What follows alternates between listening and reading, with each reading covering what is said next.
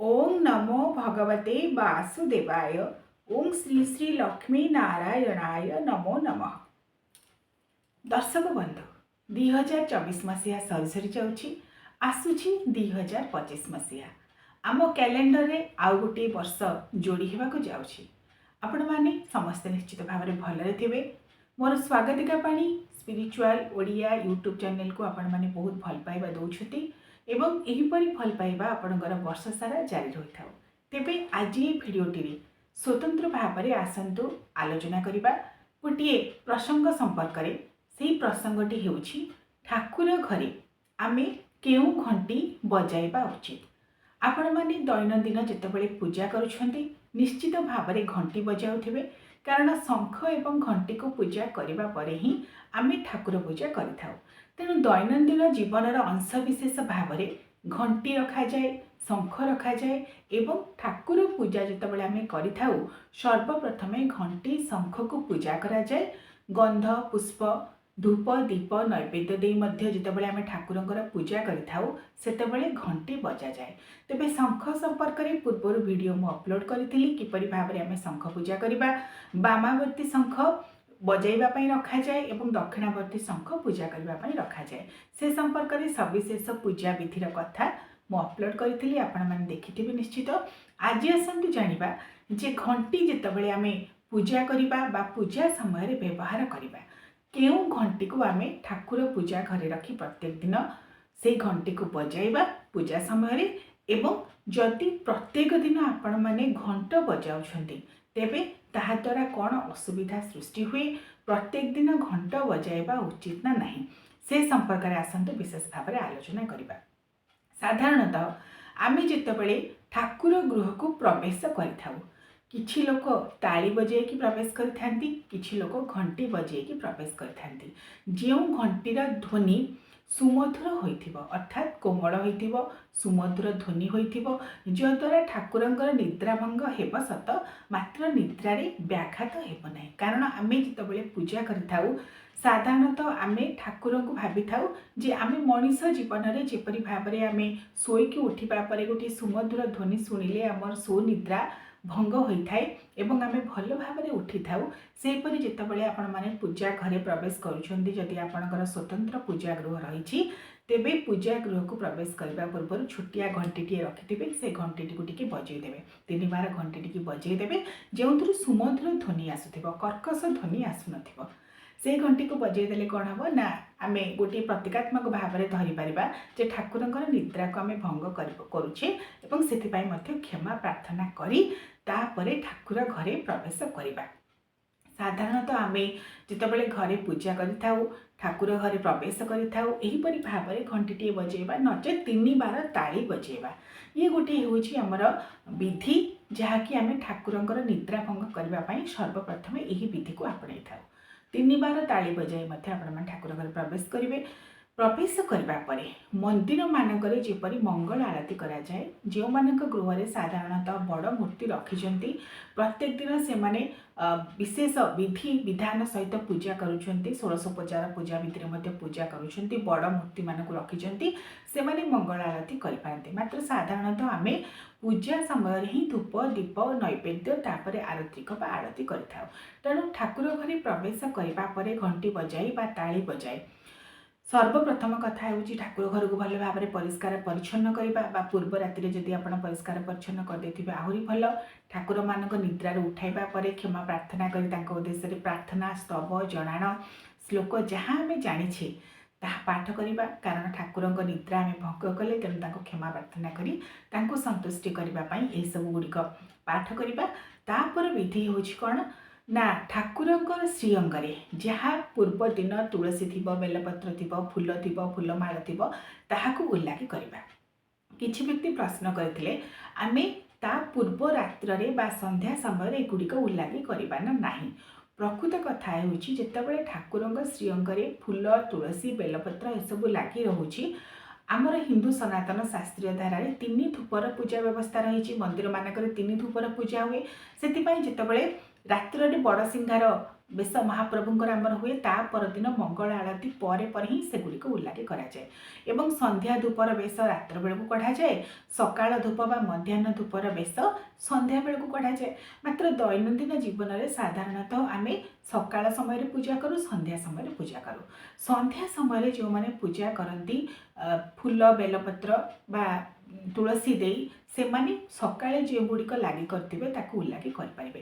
ମାତ୍ର ଯେହେତୁ ସନ୍ଧ୍ୟା ସମୟରେ ତୁଳସୀ ବେଲପତ୍ର ଫୁଲ ଏଗୁଡ଼ିକ ସତେଜ ନଥାଏ, ତେଣୁ ସକାଳେ ଯାହା ଆପଣମାନେ ଲାଗି କରିଥିବେ ସେଗୁଡ଼ିକ ସନ୍ଧ୍ୟା ସମୟରେ ନ କାଢ଼ି ସନ୍ଧ୍ୟା ସମୟରେ ପ୍ରାୟତଃ ଅନେକ ବ୍ୟକ୍ତି କ'ଣ କରନ୍ତି, ଧୂପ ଦୀପ ଆଳତି ଦେଇଦିଅନ୍ତି, ଝୁଣା କରନ୍ତି ଏବଂ ତା ପରଦିନ ସକାଳେ ଯେତେବେଳେ ଆମେ ଠାକୁରଙ୍କର ମାର୍ଜନା କରିବା ସେହି ସମୟରେ ହିଁ ଠାକୁରଙ୍କ ଶ୍ରୀଅଙ୍ଗରେ ଯାହା ଯାହା ଲାଗିଥିବ ସେଇଗୁଡ଼ିକ ଆମେ କାଢ଼ିବା ବା ଉଲ୍ଲାଗି କରିବା। ତେଣୁ ସର୍ବପ୍ରଥମେ ଠାକୁର ଘରକୁ ପ୍ରବେଶ କରିବା ପରେ ଠାକୁରଙ୍କ ଶ୍ରୀଅଙ୍ଗରେ ଯାହା ଯାହା ଥିବ ତାକୁ ଆପଣମାନେ କାଢ଼ିବେ, ଠାକୁରଙ୍କର ମାର୍ଜନା କରିବେ। ଯଦି ଘରେ ପିତ୍ତଳ ମୂର୍ତ୍ତି ରଖିଛନ୍ତି ତାହେଲେ ଚନ୍ଦନ, କର୍ପୂର, ଚୁଆ ଏବଂ ଯଦି ଦେବୀ ମୂର୍ତ୍ତି ରଖିଛନ୍ତି ହଳଦୀ ଗୁଣ୍ଡ, ଅଁଳା ଗୁଣ୍ଡ ଏଥିରେ ପ୍ରଭୁଙ୍କର ମାର୍ଜନା କରିବେ, ଦେବଦେବୀଙ୍କର ମାର୍ଜନା କରିବେ ଏବଂ ସ୍ନାନ କରିବେ। ପ୍ରତ୍ୟେକ ଦିନ ସ୍ନାନ କରିବା ସମୟରେ ଆମେ କ'ଣ କରିଥାଉ ନା ଗଙ୍ଗା ଜଳରେ କିଛି ଜଳ ମିଶାଇ ସ୍ନାନ କରିଦେଇଥାଉ। ବିଶେଷ ଦିନ ମାନଙ୍କରେ କ୍ଷୀର, ଦହି, ଘିଅ, ମହୁ, ଶର୍କରା ଏସବୁ ପଞ୍ଚାମୃତ ବିଧିରେ ସ୍ନାନ କରାଯାଏ। ତେବେ ସ୍ନାନ ମାର୍ଜନା ଏସବୁ କରାଇବା ପୂର୍ବରୁ ସର୍ବପ୍ରଥମେ କ'ଣ ନା ନିଜକୁ ଶୁଦ୍ଧି କରିବା। ଆପଣମାନେ ସ୍ନାନ କରି ଆସିଥିବେ। ସାଧାରଣତଃ ଆମ ହିନ୍ଦୁ ଶାସ୍ତ୍ରୀୟ ଧାରାରେ ରହିଛି ସର୍ବତୀର୍ଥର ଜଳକୁ ଆବାହନ କରି ଗଙ୍ଗେ ଚ ଯମୁନେ ଚୈବ ଗୋଦାବରୀ ସରସ୍ୱତୀ ନର୍ମଦେ ସିନ୍ଧୁ କାବେରୀ ଜଳେସ୍ମିନ୍ ସନ୍ନିଧିଂ କୁରୁ। ସପ୍ତତୀର୍ଥ ସର୍ବତୀର୍ଥଙ୍କୁ ଆବାହନ କରି ଆମର ସ୍ନାନ କରିବାର ବିଧି ରହିଛି। ତଥାପି ଯେତେବେଳେ ଆମେ ଠାକୁର ପୂଜା କରିଥାଉ ଆଉ ଗୋଟିଏ ବିଧି ରହିଛି ନିଜକୁ ପବିତ୍ର କରିବା। ସେଥିପାଇଁ ଓಂ ବିଷ୍ଣୁ ବିଷ୍ଣୁ ବିଷ୍ଣୁ ଶ୍ରୀ ବିଷ୍ଣୁ ନାରାୟଣଙ୍କର ମନ୍ତ୍ରକୁ 3 ବାର ଉଚ୍ଚାରଣ କରି ଆପଣମାନେ ସର୍ବପ୍ରଥମେ ନିଜ ମସ୍ତକରେ ଜଳ ସିଞ୍ଚନ କରିବେ, ନିଜ ଶରୀରରେ ଟିକେ ଜଳ ସିଞ୍ଚନ କରିଦେବେ। ତାପରେ ଆସନ ଶୁଦ୍ଧି କରିବେ। ଆସନ ଶୁଦ୍ଧି କରିବା ପରେ ହିଁ ଦେବତା ଶୁଦ୍ଧି କରାଯାଏ।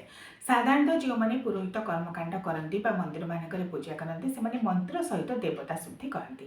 ଜଣେ ପ୍ରଶ୍ନ ପଚାରିଥିଲେ ଜଣେ ଦର୍ଶକ ଯେ ଆମେ ଦେବତା ଶୁଦ୍ଧି କିପରି କରିବା? ଦୈନନ୍ଦିନ ଜୀବନରେ ଆମେ ଦେବତା ଶୁଦ୍ଧି କିପରି କରିବା? ଆମେ ତ ସମସ୍ତ ବ୍ୟକ୍ତି ସମସ୍ତ ମନ୍ତ୍ର ଜାଣିନଥାନ୍ତି ବା ବିଧି ଜାଣିନଥାନ୍ତି। ତେଣୁ ନିଜକୁ ପ୍ରଥମେ ଶୁଦ୍ଧି କରିବା ପରେ ଆସନ, ଯେଉଁ ଆସନରେ ଆପଣ ବସିଥିବେ, କୁଶ ଆସନ ହେଉ ବା ବସ୍ତ୍ର ଆସନ ହେଉ ବା କାଠର ପିଢ଼ା ହେଉ, ସେହି ଆସନରେ ଆପଣ ସେହି ଜଳ ଗଙ୍ଗା ଜଳ ଟିକେ ସିଞ୍ଚନ କରିଦେବେ ଶ୍ରୀହରି ବିଷ୍ଣୁଙ୍କ ନାମକୁ ନେଇ ଏବଂ କୁଶ ହାତରେ ଧରି ତାହାକୁ ଆସନ ଶୁଦ୍ଧି କରିଦେବେ। ଦେବତା ଶୁଦ୍ଧି କିପରି କରିବେ? କାରଣ ଆପଣ ତ ଅଙ୍ଗନ୍ୟାସ ଜାଣିନାହାନ୍ତି, ସବୁ ଲୋକ ଅଙ୍ଗନ୍ୟାସ ମନ୍ତ୍ର ସମ୍ପର୍କରେ ଜାଣିନାହାନ୍ତି। ତେଣୁ ଦେବତାଙ୍କୁ ଆମେ ମନ ମଧ୍ୟରେ ସ୍ମରଣ କରି ଯେଉଁ ମାର୍ଜନା ଓ ସ୍ନାନ କରିବା ତାହା ମାଧ୍ୟମରେ ହିଁ ଦେବତାଙ୍କୁ ଶୁଦ୍ଧି କରିବା ବୋଲି ବିଶ୍ୱାସ କରିବା। ତେଣୁ ଠାକୁରଙ୍କର ମାର୍ଜନା କରିବା, ତାପରେ ସ୍ନାନ କରିବା। ତା ପୂର୍ବରୁ ଯେଉଁ ଶଙ୍ଖ ଘଣ୍ଟି ଆମେ ରଖିଥିବା ସର୍ବପ୍ରଥମେ ସେଥିରେ କିଛି ଜଳ ଗଙ୍ଗା ଜଳ ସିଞ୍ଚନ କରିବା ଏବଂ ସେଥିରେ କିଛି ପୁଷ୍ପ ଦେବା, ଚନ୍ଦନ ଦେବା। ଶଙ୍ଖ ଘଣ୍ଟି ଶୁଦ୍ଧି ହେବା ପରେ ଶଙ୍ଖ 3 ବାର ବଜାଯାଏ ଏବଂ ଘଣ୍ଟିକୁ ବଜାଇ ଆପଣ ଯାହା ଯାହା ଠାକୁରଙ୍କର ମାର୍ଜନା, ସ୍ନାନ, ପୂଜା କାର୍ଯ୍ୟ ଏସବୁ କରିବା। ତେବେ କଥା ହେଉଛି ଠାକୁର ଘରେ ଯେତେବେଳେ ଆମେ ଘଣ୍ଟି ବଜାଇବା, କେଉଁ ଘଣ୍ଟି ବଜାଇବା? ଆପଣମାନେ ଦେଖିଥିବେ ଯେତେବେଳେ ଘଣ୍ଟି ଆପଣମାନେ କିଣୁଛନ୍ତି ସାଧାରଣତଃ ଯେଉଁ ପିତ୍ତଳର ଘଣ୍ଟି କିଣୁଛନ୍ତି ତା ଉପରେ ଗରୁଡ଼ ଥିବେ, ନହେଲେ ବୃଷଭ ଥିବେ, ନହେଲେ ଗଣେଶ ଥିବେ।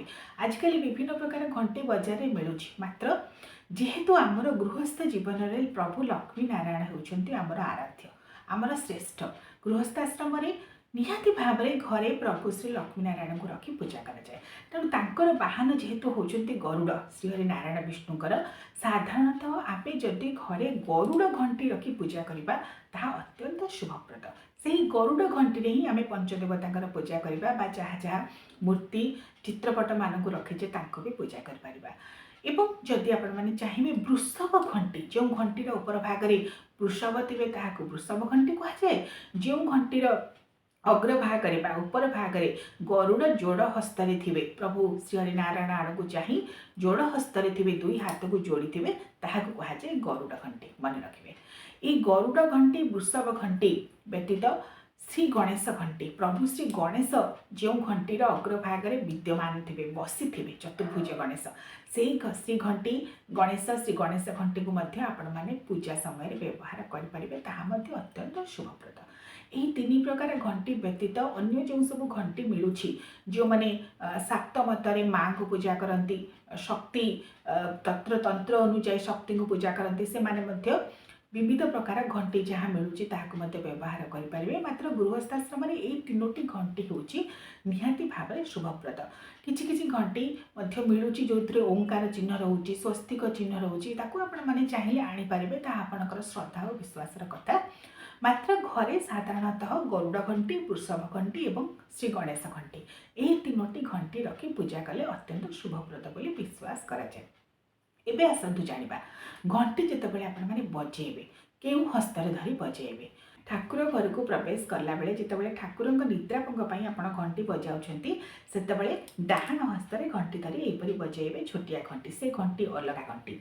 पूजा समय जो घंटी रखिए से घंटी पूजा घंटी कहुए, जहाँ स्वतंत्र भाव में आम पंचोपचार भितर पूजा करी घंटी जितेबाला आपने बजेबे पूजा समय भोग नैवेद्य समर्पण समय धूप दीप देवा समय बाम हस्तर धरिबे, दक्षिण हस्तर धूप दीप नैवेद्य जहाँ कि आपने घंटीर व्यवहार करें। एबे आसतु जानिबा जदि आपने प्रत्येक दिन घंट बजाउछंती ताहाले ताहा उचित ना नुहे। किछि दर्शक ए संपर्क में प्रश्न करते आम प्रत्येक दिन घर मानक ठाकुर पूजा करने समय बा सकाळे हेउ बा संध्या समय हेउ बा विशेष दिन मानक हेउ आम घंट बजाई पारिबा कि? घंट बजाइबा उचित कि? देखते प्रकृत में आम घंटी कहीं बजाई था? घंटी बजाइबा द्वारा ठाकुरंकर आध्यात्मिक ऊर्जा भाव आम आड़ को आसी थाए। ठाकुर माने जागृत होता एवं जेहेतु आम ठाकुरंकर पहुड़ नीति करें भोग नैवेद्य पर ठाकुर टिके समय शोई पड़तु बोली आम नवेदन करें तेणु जागृत करने ता सहित मध्य जो आध्यात्मिक ऊर्जा कृपा तरंग भाव में आम पाखक आसी थाए ताहाकू उज्जीवित करने आम घंटी बजाई था। मात्र घंटीर शब्द जेपरी भाव में कहली सुमधुर होगा आवश्यक, सुकोमल होगा आवश्यक। साधारणतः मंदिर मानक घंट बजा जाए कहीं मंदिर मानक विशेष विधि विधान जो पूजा करा जाए ठाकुर मूर्ति मानक ठाकुर मूर्ति बड़ आकार से थांती पूजा विधि विधान से बड़ आकार हुए एवं देवता द्वारा प्रक्षेपित आध्यात्मिक तरंग विशेष भाव में सेठाने भक्त मान पाखे प्रक्षेपित होता है। से आम देवता मान प्रदक्षिण करी घंट बजा जाए एवं विराट बड़ आकार घंटी रखा जाए भक्त मान कहीं ना देवता को आकृष्ट करने देवता ठारू जो प्रक्षेपित सकारात्मक तरंग आध्यात्मिक तरंग किपरि आम भाव को प्रबल भाव में आसू से आम चेष्टा करूँ घंटी घंट यसबू देवालय बजा जाए।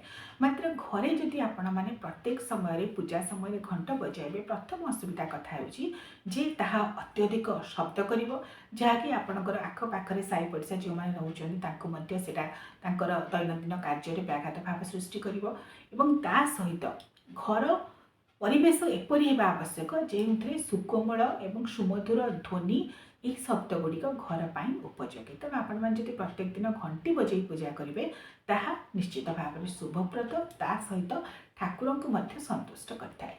जदि आपण मैंने प्रत्येक दिन घंट बजाइबे ताहा निजर घर परिवेश में व्याघात सृष्टि करने सहित आखपाखर समस्त परिवेश व्याघात सृष्टि कर ठाकुर प्रबल भाव में आध्यात्मिक ऊर्जा भाव आम आड़ को आसो जहाँ घर परिवेश में आम ताकू सक्षम होगा ना ताकू सह्य करने ये हूँ तात्विक कथा।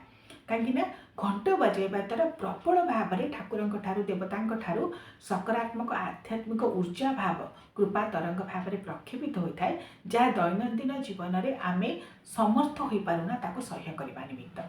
से घर पूजा साधारणतः कहुए सहज सरल भाव में करने श्रद्धा विश्वास आंतरिकता भाव सहित सहज सरल भाव में दैनंदिन भाव में आमर कर्म जंजाल संसार में आम जी कर सेहीपरि भाव में आम ठाकुर को संतुष्ट करने पूजा विधि आपणेबा।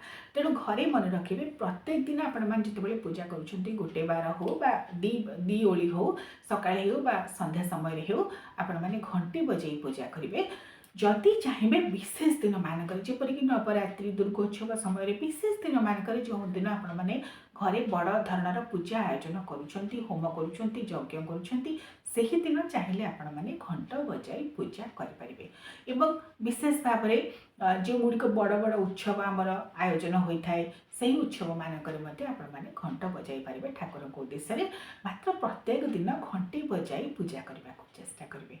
आशा करुँची आपको ये भिडियोटी भल लगी कौन जानवा चाहते निश्चित भाव में कमेंट करेंगे। समस्त को अनेक अनेक धन्यवाद सहित शुभेच्छा। ओम नमो लक्ष्मी नारायण।